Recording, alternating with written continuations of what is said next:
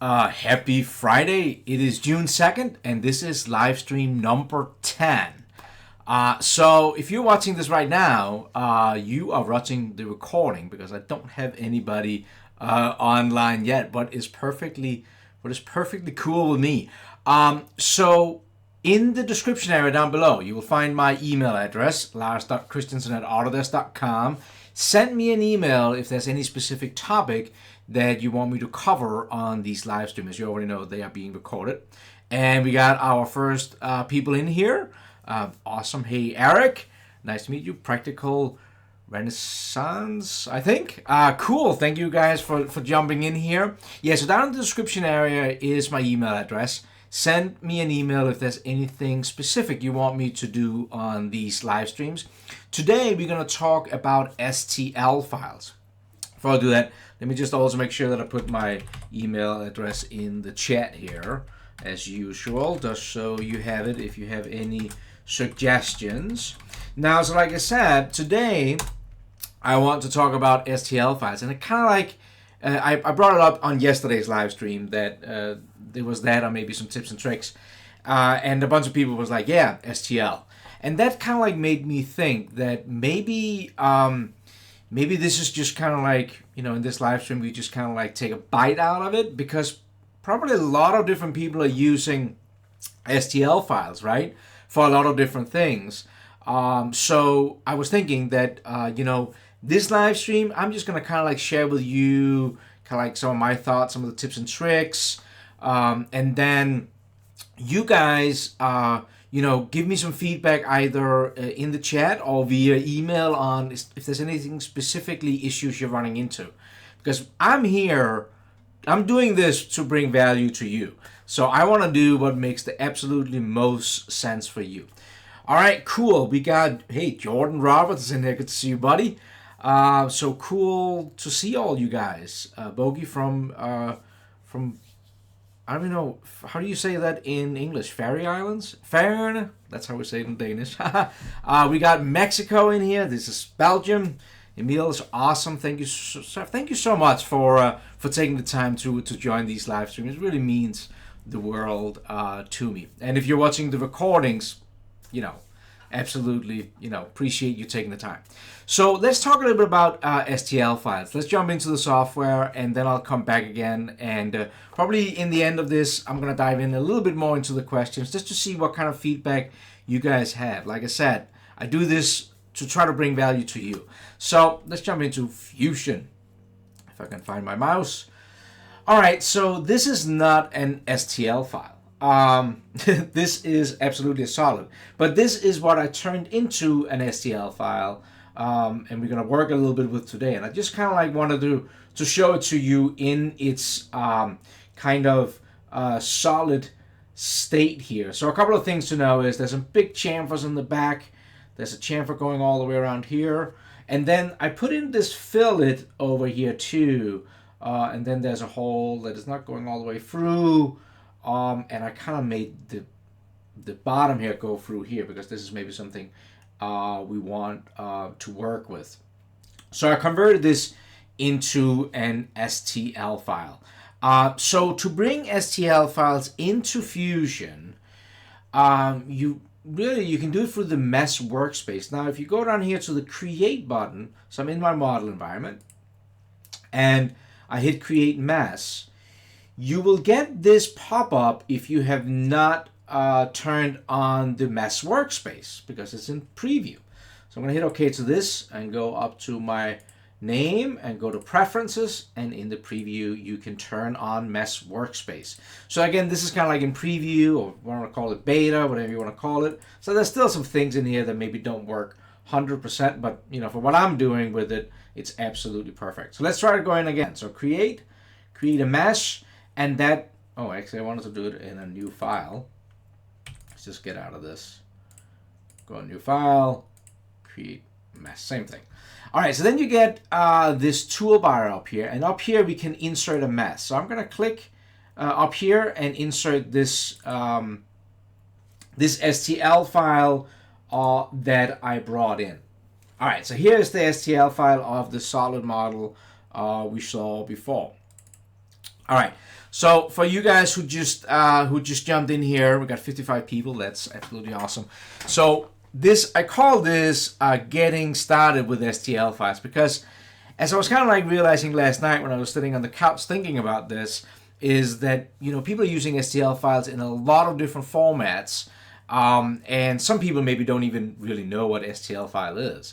So I just thought that this live stream kind of like, I want to show you a couple of tips and tricks, how to approach this, how to work with it, and then definitely open it up for a discussion. So if you're in the live stream, put it in the discussion area down there, and if you are watching the recording, do it down in the description area, because like I said, I really want to kind of like bring you value. And I think there's kind of two ends to STL files with Fusion 360. There's one before. So that means that you maybe got some scanned data for somewhere, you got an STL file from somewhere else, and now you're trying to bring it into Fusion. But then there's also on the back end, right, where you have a solid model you've created inside of Fusion, and now you want to go and 3D print it, for example. So there's kind of like two ends to this. I'm going to try to show both in this live stream, but like I said, I think that I'm going to have some future live streams where we maybe narrow down a little bit more on specifics. I'm all cool with that if that's what you guys want. Now, so one thing I gotta say when we're starting out, STL files. If you had come to me 10 years ago and told me that you had an STL file for me, I would probably have just turned my back to you, because STL files. Well, an STL file is a triangular mesh. So think about that you have some kind of a model of something, and you throw a triangular fishing net over that model, and then you just have like flat spots in between there. That is really what an STL file is, just made of a bunch of small triangles. So if we go in and look at the model I just brought in, and we can kind of like see it when we're looking at this area, that we have all these triangle shapes. And if we look in, and maybe the radius is where it really shows up, like we had that radius that I modeled up, and now we have these triangles in here. Now, so why have I always disliked STL files so much? Well, because most software won't let you adjust the size of the triangles. So the size of the triangles is what is going to give you the accuracy of your model. Less triangles, less accurate model, right? Now, some software will let you control that, but that can give you some issues later on, that some of these STL files can become huge, and it can actually become a really big problem. When I work with as a SOLIDWORKS reseller, I think SOLIDWORKS is 20,000. If it has, I'm somebody correct me if I'm wrong. I think that if you have 20,000 triangles in an STL file, more than 20,000, SOLIDWORKS just says I don't want to do it. And I don't really necessarily blame them for that. I actually don't know if Fusion has a threshold. I have not hit it yet. I know if it does, it's a lot higher than 20,000. But I mean, SOLIDWORKS is also a lot, it was like 93, 94 when they developed that. That was before the flip phone. So I don't blame SOLIDWORKS for having a limit of that. But that's one of the things you have to be considering about when you're trying to bring files into an STL file into a CAD system is the amount of triangles. Because the things about 3D CAD software like SOLIDWORKS or Fusion or Inventor is that they need to solve all these faces, right? So it's just one of the things to kind of keep in mind. Now, if we go back in and look at the file I just brought in, it was a very simple file. Nothing, I wasn't trying to do anything fancy here. If you go into the bodies folder, we right-click on the mesh body and hit the properties, you will see that this one has 1,133 facets. So, I mean, that's not many. If you SOLIDWORKS would take this one in every day. But this part is not very complex, right? So it's just one of those things to keep in mind. Now, in the olden days, and I'm kind of old, right? the reason was that most systems, when you brought in that STL, could do absolutely nothing with it. It was just a pretty picture, right? So back in the day, you could not control accuracy. Well, it still can be an issue, of course, depending on where you're getting your STL files from. I know, like there's a lot of websites where you can go out and download some cool STL file. If you're watching one of my previous cam updates, I had like Batman as an STL file. I found it online, downloaded it. Absolutely no control about the accuracy of the triangles. That can be a problem if you're trying to make something, right?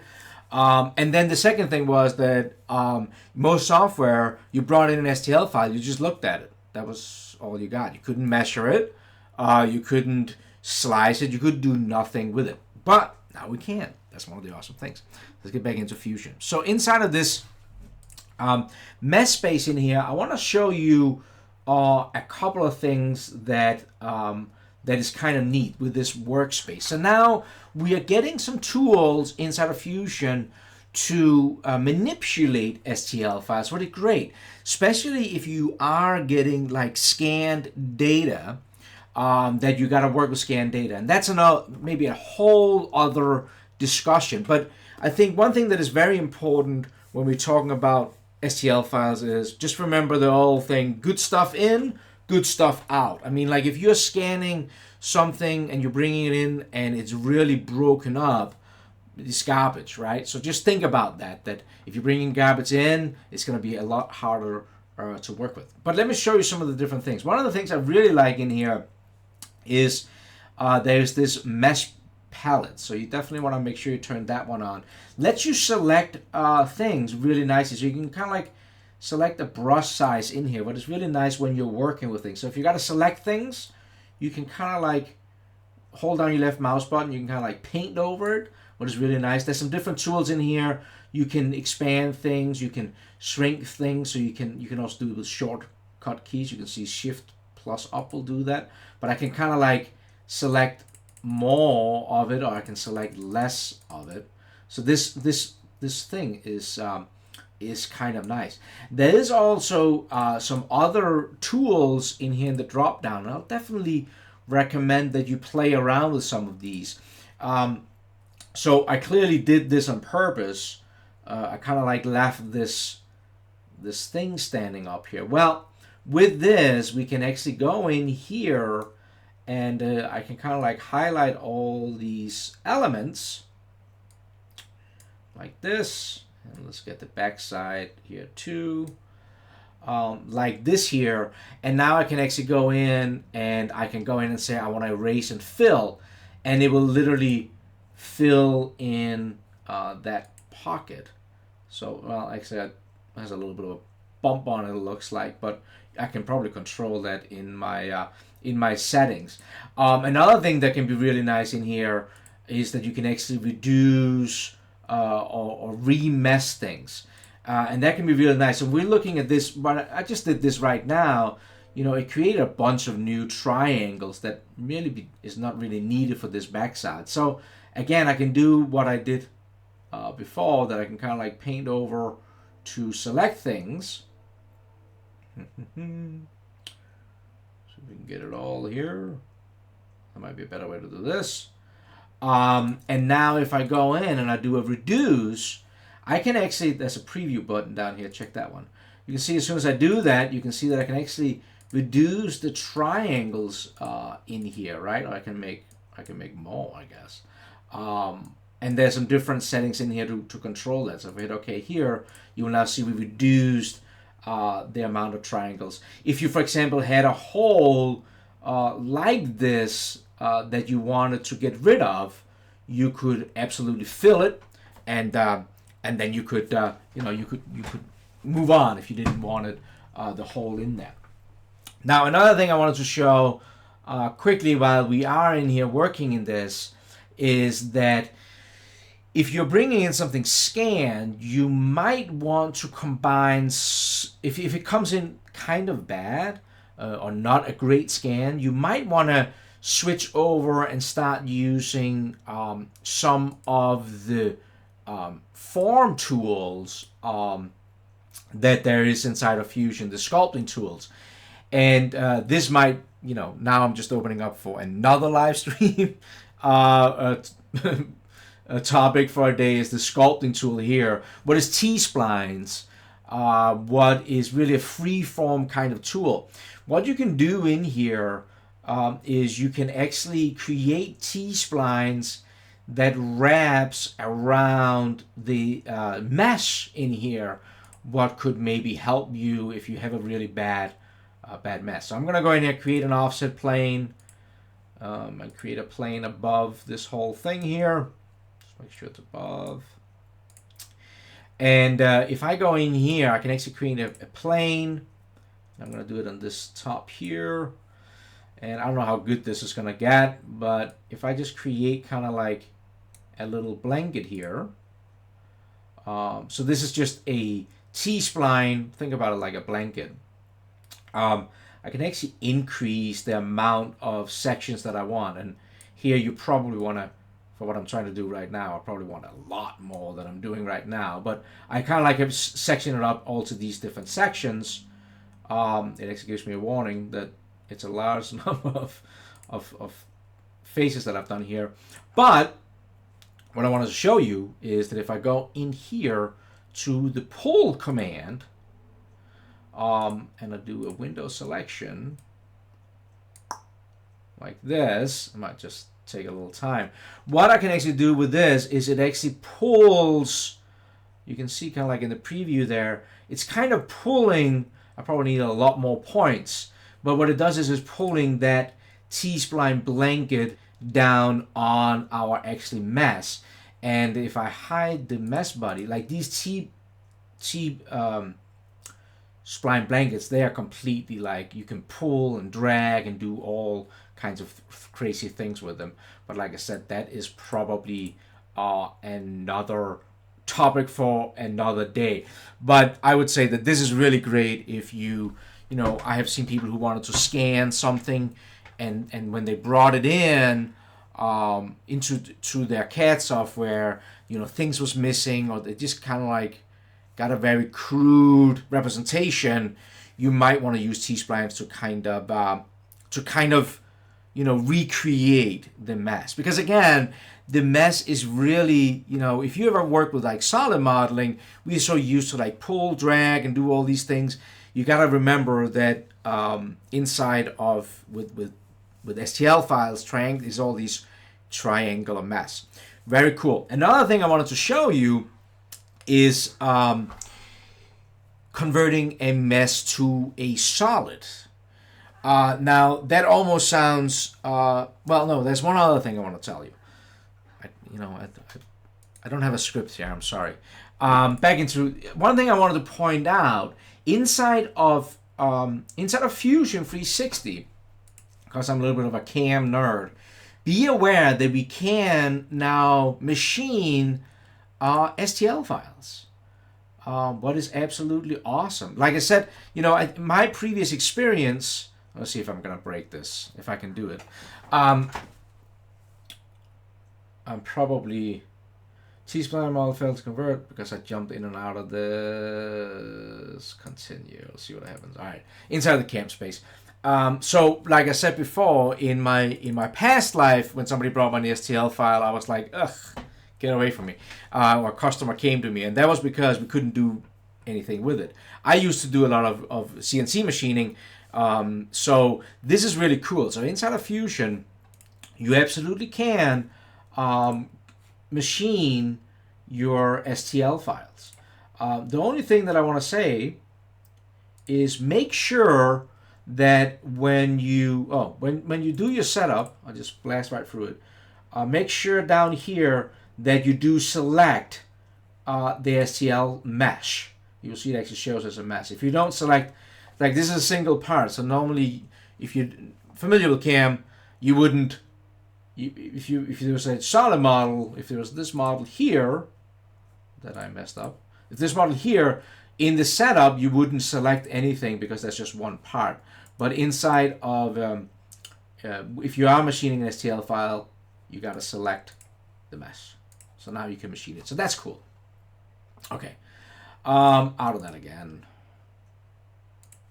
So the other thing I wanted to talk about was to convert an STL file into a solid body.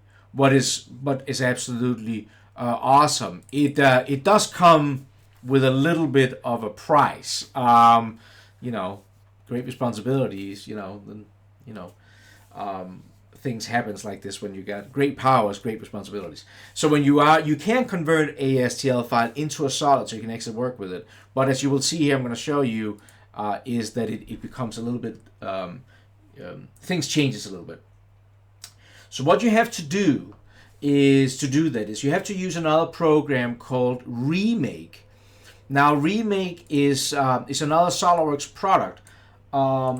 And I'm just showing you a screenshot of it because I kind of messed up my licensing and I had to log in as another username to use Remake. And so maybe another live stream topic is I can show you Remake. If you go out and you search Autodesk Remake, R-E-Make, you can get a 30-day trial where you can play around with this. And you can do a bunch of things to the STL file inside of Remake if you want to. But what I'm particularly going for here is that you can export it out as a OBJ. What an OBJ does, and I promise if you guys want to see Remake later, we do that. But what this does is it creates an OBJ file, but it converts the triangular shape here, our STL triangular shape, into a quad, so into 4 sections. And that's cool. So I did that. I saved it out as a OBJ. So I'm going to create a new file here. I'm going to go back into my mesh here, and I'm going to say, again, I bring it in here, insert mesh. You will see I have that same file. I literally just open it up inside of Remake and saved it out as an OBJ. You will see now that instead of triangular, it is now quad or square type, or 4-sided, I should say. It does come with a price though that I want to show you a little bit, and that is, see how my chamfers now have kind of like become a little bit more round, maybe, because now suddenly it cannot break it down. Actually, it's kind of interesting. If you're looking at the STL file, actually it does a pretty good job of breaking down the chamfer right on the side there. I don't know if you can see that really well. But now it actually becomes a little bit more diluted. And if you're looking around the holes, this was sharp edges on my original model, completely sharp. In the STL space, completely sharp. In the OBJ place, now we have some radiuses. So that's just one thing to be aware of. Again, depending on what you're doing with this. Well, all right, I'm keeping yapping here. So what we can do is if we go into the sculpting space, let me go into the sculpting place here with this OBJ, and I hope that you can hear my next door's neighbor's Harley Davidson blasting by. Are you picking that up? No? Sounds like a fishing boat. So this is live stream, folks.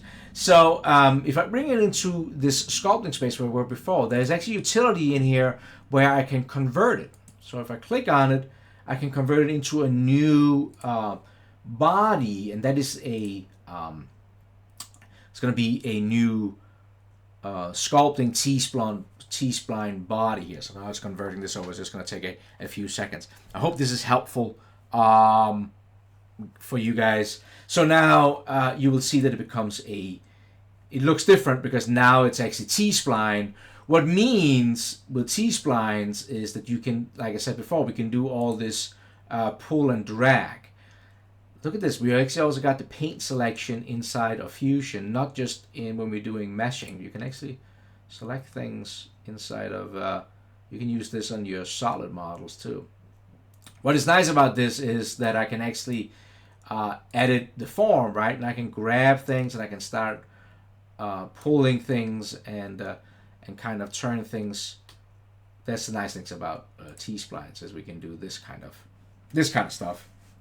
But in the end, with Tsplines, when we convert it into Tsplines here, is that we can say finish form, and then it will now convert it into an actually watertight solid.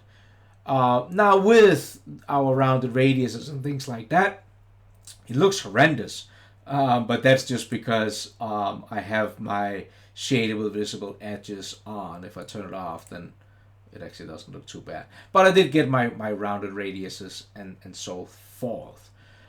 So I hope that this kind of like gives you a couple of options when it comes to bringing STL files into Fusion. It's definitely, it's not hit the green button, magic wonder, and then you're all set. Like I said, good stuff in, good stuff out. So if you're bringing something in that is fairly complicated, you might have to, spend some hours working with it. Now, the next thing I wanted to show is, I wish I knew how long. Oh, I've been going on for 25 minutes. Wow, that's a long time. I should probably check in here, and just before I'm talking about exporting out STLs for 3D printing, I'm just going to take a look. I'm going to take a glass of water. And let me just check in here. Got a bunch of people in here. We got 61 people. Thank you so much for joining live stream. You guys who's watching the recording, love it. Thank you so much. All right, let's see here. We got Argentina in here. It's great. We got the UK, Philippines. Love you guys are here. All right, so Carlos, I hope that you got something out of this in regards to manipulating STL files, that you can kind of like work with them. I would say it depends on your STL files, but I would say one way would be to actually use that whole T-spline thing, put the blanket over it, then you can really manipulate it whatever you really want. Bought a 3D printer. All right, so we're going to talk a little bit about STL files for 3D printing in a second. Boom. So you guys are rocking in here. All right. How does he zoom and rotate at the same time? Yes. I want to do a video on this. What I'm using is attached. I'm using one of these, and I'm going to do a video review on these kind of devices. It's made by 3D Connection, and there's different versions of them. And before I recommend anybody go out and buy this one, I want to create a video where I'm actually showing you, showing you what the different versions do, because I think, I think that's valid. I love mine. I use it all the time. But I can tell you, somebody like John Saunders from NYCNC, good friend of mine, awesome guy. If you don't follow him, NYCNC, you gotta follow him. He hates his. He hated his. He didn't like it. So everybody, had their different preferences. So that's a video coming up. All right, let's go in here and talk a little bit about now getting things from a solid model. So you model up your part, and now you want to do some 3D printing. So the first section of this live stream, we really have talked a lot about how you can bring STL files in and you can manipulate them, but then you also want to bring them out, and now you actually want to 3D print them. I actually wish that 3D printing would find something different than STL files. Again, just because, you've already seen the struggles it can be to manipulate them. And you're getting some of those issues too when you're trying to 3D print them. One of the topics I was thinking about doing for a live stream, and you can give me a thumbs up or, give me in the comments that if you think that's a good idea or not, is in regards to tolerances.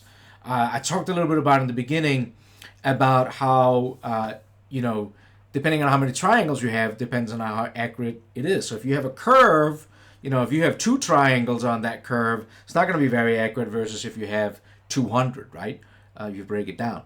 And I was thinking about a topic, talking a little bit about tolerances in your 3D model for CNC machining and tolerances in your 3D models for 3D printing, because that really kind of like matters here, right? So again, the triangle thing can kind of like come and hurt you a little bit when you're converting it into when you gotta get it to your 3D printer. Now inside of Fusion, model up my part. Now I want to print it. There is down here in the drop down, there is the make section down here. If you go into 3D print, you will see that you have some different options in here. So we select our item, and you can go in here and you can preview the number of triangles. And now you will actually see that we are up to 2,727. I think actually that's because the solid model that I brought in here, I changed the depth of that hole after versus the STL file I showed you before, so that's why they're different. So you have some different options in here to refine the different things, right? You can bring it lower, you can bring it higher. It's going to take a little bit longer to so this has part of the accuracy in here. You do have also down here some different options where you can really go in and play with this. And you know, I really think that's the best way you can learn this. I mean, you can go out on YouTube and you can watch, you know, guys yap all day long about how to do these things. But I think if you go in and play with those, like the refinements in there, and you experiment a little bit, that will definitely give you a better understanding hands-on than if you're just watching some video. Down at the bottom here, you get some different selections for a print utility in here. And I use Messmix, and the only reason I'm using Messmix is because, well, I was already familiar with it. I really don't know too much about the other ones, so definitely feel free to experiment with those. I should find some time to do that. But let's go into to Messmix here. So I'm going to click OK, and it's going to open up Messmix. And again, experiment with the different ones. I'm not going to spend a lot of time in here because you might find that some of the other ones works better or not for you. What is cool about this is it kind of like throws you in a workspace, and you can now choose kind of like the different printers in here, so you can get the layout of the kind of like how it's going to fit within the box here. Messmixer can actually do a lot of other things that is really cool. Messmixer will actually let you also manipulate the STL file. So that's maybe something else to keep in mind while you're in here, that Messmixer will let you also work with it. So just to run down quickly here, Messmixer actually has its own kind of shapes in here. You can actually bring in your own solid shape. So you could actually model things inside a Messmixer. That's actually already kind of things already made in here. Like you can bring in a pair of human ears or bunny ears or different things in here. There's letters, legs, hats. How crazy is this, right? So you can actually take a hat and you can bring it in and you can put it on an existing STL file. That's a little wacky to me. Kind of cool, but that a little wacky, right? So you can actually bring it in here, and we can manipulate it on all these different arrows, and we can actually attach it to our STL. And now I got that thing in there. Other things you can do in here is we could actually also do some of the stuff that we did before inside of the mesh environment in Fusion. I can go in here, I can select things in here, and I get like a paintbrush. Let me just see. I maybe don't know too much about Messmixer. Now I'm gonna fail on this. Maybe do I have that other is that other model screwing up with me? Maybe it is. Alright, this is the price for doing these things live, huh? Let's go in here and see on this human head. Select. Okay, so it works over on this one. I'm not quite sure why it's not. Well, so here you have selection tool. Just sort of like you saw before. We can select things in here, and then we can decide to do different things with them. We can also use the erase and fill like you saw I did before. on that little part that was sticking up. In here we can actually also extrude things, we can offset things, we can deform things in here. So this is very much like, you know, what we saw in the other spaces with working with things. So we can actually start pulling and dragging things out in here. So you can select things in here. There's also some specific sculpting tools. There's some editing tools in here. So just like you saw before, we can actually select different components, and we can move things around in the workspace how you want it on the printer space. And my mouse is really acting up here right now, having too much open. So you have all these different areas in here in Messmixer, and analyze. You can make analysis and all these things, and then of course you can go to the print area here where you can get it set up. So I think that the thing to take from from this area here is, let me get out of Messmixer for a second, is that when you do go in to 3D print this, really pay attention to you know, the refinement of the mass, how many you want. The smaller you make it, the more agate you get with the refinement, and then play around with whatever print utility you want. So it's kind of like outside of the space here. All right. So I hope that this was helpful. We're about the 36-minute mark, but this became one of the long ones on a Friday. Can you believe it? So I really hope that this was helpful. I can see there's some different questions in here. Somebody want to know my take on on tolerances. All right. So Fred here is pointing out that another free option is something called Cura. And on YouTube there should be plenty of stuff with that. So that's absolutely cool. Cura, Cura, I think that's how you pronounce it. Check that out.